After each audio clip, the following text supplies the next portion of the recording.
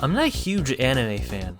Well, I consume anime content, but not like real anime, just fan works derived from anime. I've seen quite a bit of the popular ones, but I just never found them too gripping, and I thought they were pretty formulaic for the most part. Listen, you anime fans that watch every anime every season, I'm a Kamen Rider fan. I know when I just like something based on it being in the niche of things that I like, and when I can actually recommend something as a good show. I don't have to add a billion stipulations on it. You know I'm right. You have to be pretty stand out to grab my attention.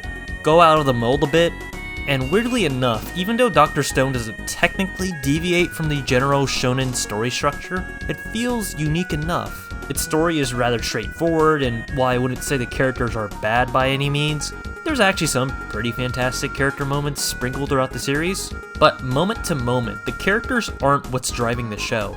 Dr. Stone succeeds in spite all of its less memorable trappings, because the core premise feels so fresh, I don't really mind it at all. Well, it's not really that fresh. Really, Dr. Stone, as a pseudo-isekai, is just going back to isekai's roots. Really the kernel of an idea that was wholesale lifted off of the world's first and most important isekai. That's right, a kid in King Arthur's court. You must be joking. No. It's good. I mean, bad.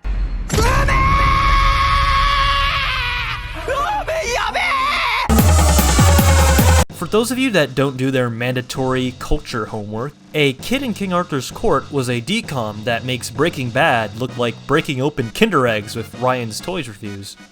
A Kid in King Arthur's Court, or Akin Ki Ark as the fans know it, is about this baseball kid being sent back in time to the age of King Arthur to save everyone. Why a literal child instead of an adult? Well, because the studio had a medieval set and costumes lying around and a kids movie has to happen, that's why. I guess it's a time travel isekai? Or, yeah, a time travel story if we speak non-weeb, where because the time-twisted person is from our time, the future, we can feel like we'd be super powerful with our knowledge of heavy metal music and roller skates. He's like wowing everyone with his knowledge of bikes and burgers too. It's fun and satisfying in a way I feel I can identify with. Though, if you think about it, he's just leaving this tech here in the medieval times, so history probably changed when an army of Arthurian knights rode throughout Europe on bikes and roller skates, doing ollies and shit, fucking claiming it all for the name of Jesus. But this is the core appeal that I'm talking about. The point of this whole segment. Invention. I guess you could call it crafting. Dr. Stone is marketed as a crafting shonen.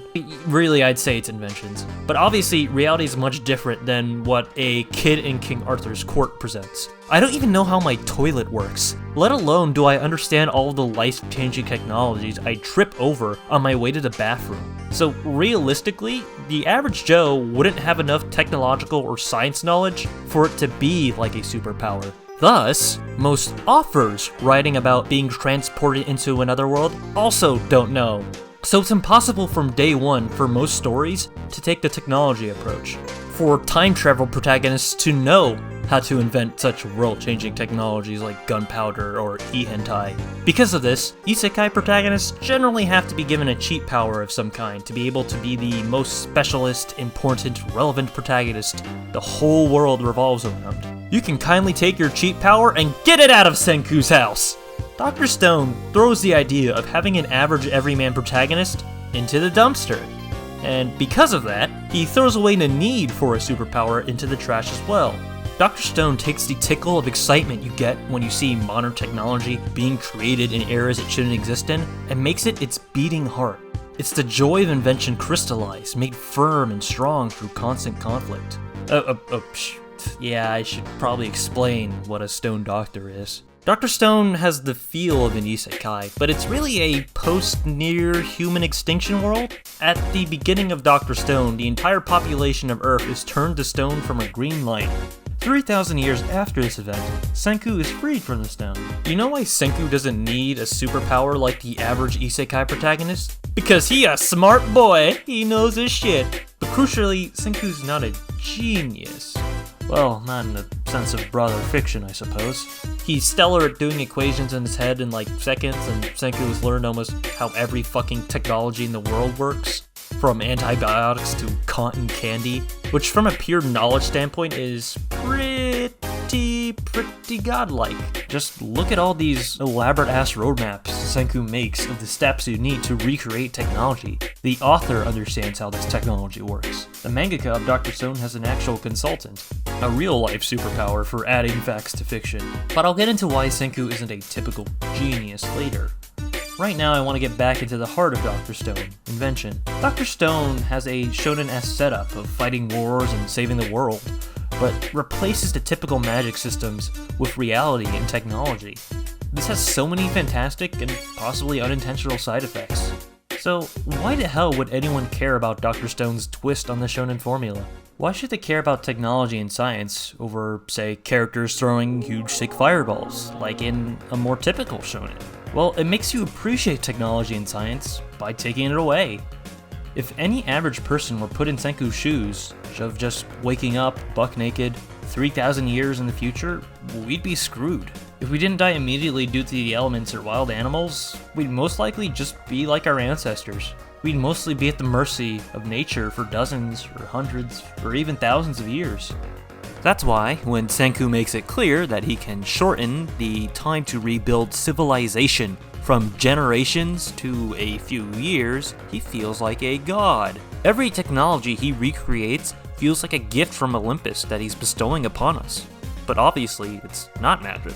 Every modern-day marvel he creates, he does with Stone Age technology, and it shows every step of the way. Instead of just telling you how neat science is, like other science entertainment shows, This is the power of math, people! Dr. Stone proves how neat science is by creating dire situations and having science and technology be the miraculous solution.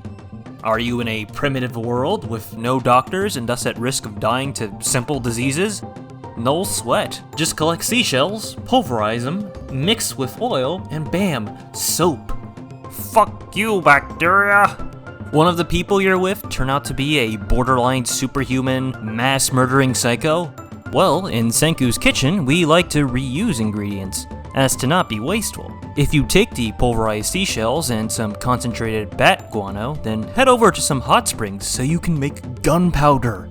The combination of science knowledge mixed with a well-paced story that constantly creates new problems for our heroes to solve is fantastic chemistry. They don't just create fantastic technology apropos of nothing. There's always a new problem that requires a new invention to overcome.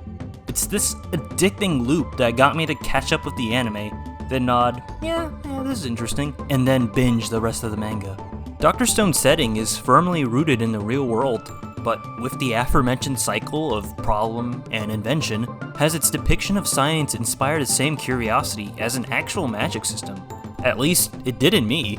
You can make super shields out of paper and plastic? Is a Rochelle salt like just this tacky that's a real microphone that you can make that easily?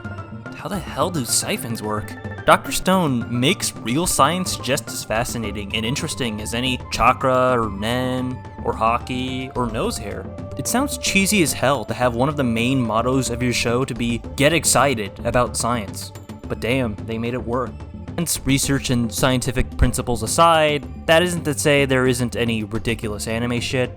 Let's say Dr. Stone slips from realism, you gotta suspend your disbelief sometimes.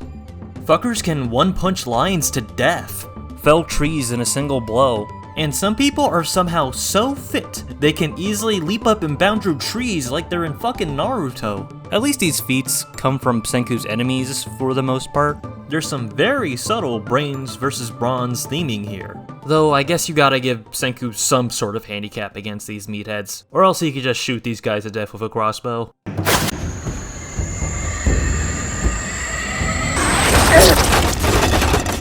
In lazier anime, power is just freely handed to its main characters to get them out of situations. The reason you don't see cunning solutions often, not just in anime, but media in general, is the same reason I brought up earlier. You need an author capable of being clever or cunning. Dr. Stone has satisfying, clever solutions out the wazoo, which is important, especially because it is a shonen, and as a shonen, it still carries the optimism and idealism that comes with the genre. Dr. Stone can keep the optimistic idealism of a shonen and carry it through in reality, not because of the power of friendship giving Senku a last-minute power-up, letting him just punch the bad things away, but because, with enough technology, cunning, and strategy, Dr. Stone can earn its idealistic solutions in a believable way.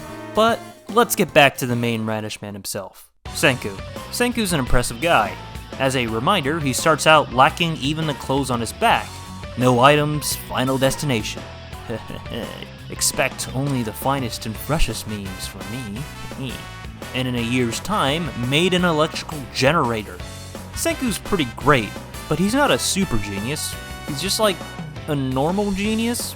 He's not doing the typical genius thing. He's not just waving his hands and effortlessly willing these inventions into existence. Even if he knows how things are made, he can't do shit alone. He needs people, even the sheer manpower alone, to achieve all of the monumental leaps of technology that we see in the show. Even if he knows how glassblowing works, it doesn't mean he can do it. He needs skilled craftsmen to make these technologies in a reasonable amount of time. On his own, it took him a year to get clay pottery down. And hell, just because Senku can make katanas, again, with help, it also means he needs skilled warriors at his side as well. Because yeah, obviously Senku spent his time growing up in the lab, and not learning the ways of the fucking samurai. Thank the mangaka for not making him omni-capable. That's the thing with characters that can do everything. They make a wider cast pointless. So in Dr. Stone, the entire cast feels useful in one way or another, and actually part of the action. They feel important. I'm not sure exactly how sports or cooking shonen integrate their wider cast, but it seems unusual that everyone is directly useful, as opposed to the purely indirect power of friendship. By Senku's own admission, he'd have been it long ago if it weren't for the people helping him. And honestly, what is the point of technology if it's not used for the sake of others? To save lives, to feed them, to entertain them. There'd be no damn point if it didn't make people happier. Damn, I don't know if it's like some sort of humanitarian thing or some sort of empathy or something, but it always feels good whenever Senku improves the lives of essentially primitive tribespeople with technology. So, the final thing to talk about with Dr. Stone is the matter of Senku's intellect. I've mostly been negging him and saying he's not a genius, while also spending however long this video is, at this point, praising what he brings to the story. It's because to me, just calling Senku a genius would be dismissing him, his achievements, his efforts. Because the way genius is used feels like it ignores all the steps someone takes to get to the point where people call them geniuses. That it was just raw talent alone. Senku didn't come out of the womb as a 10th level intellect. He started from zero like everyone else. He was just fascinated by science, the rules that govern the world. He spent his childhood endlessly experimenting, figuring out how anything and everything worked. And he failed all the time. And even during the course of the story, it's common for the bigger inventions to not work the first time. It's tempting for a lot of writers to have geniuses have that not be the case. For everything to work the first go around. For science to be as easy and effortless as magic. That's because for one, they usually just want to wrap up the story. But secondly, it's the term work smarter not harder taken to the most absurd extreme. The glorification of raw intellect over all other traits. In shows written like this, you're just waiting for the nonsensical last-minute resolution to the problem, explained away with the character being a genius. It's hard to get invested in shows like this, for audiences to look forward to how things get resolved. It's just not believable, because in reality, work has to be done at the end of the day, and it's not easy. In Dr. Stone, there is no science without effort, and it's just flat out completely unrealistic for science to be without failure. Failure is inevitable for anyone who creates anything. Whether it be a script for a video you've rewritten like a dozen times, a redstone generator in Minecraft, or something as basic as a clay pot. I also guarantee that if you have a favorite creator out there, they're not just some sort of god, they work their asses off to get to the point where they're your favorite. Science in Dr. Stone, in Senku's own words, is a steady, pain-in-the-ass effort that goes into understanding and using rules. Tireless trial and error.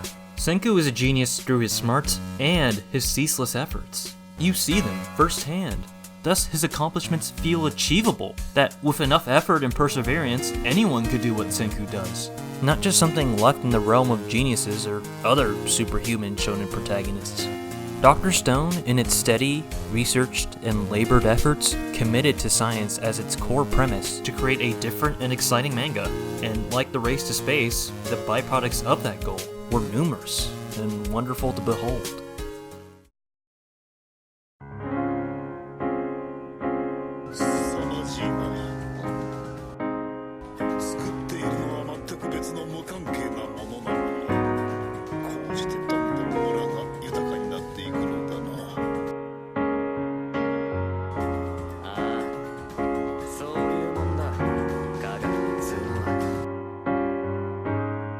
But 7 out of 10, it's alright.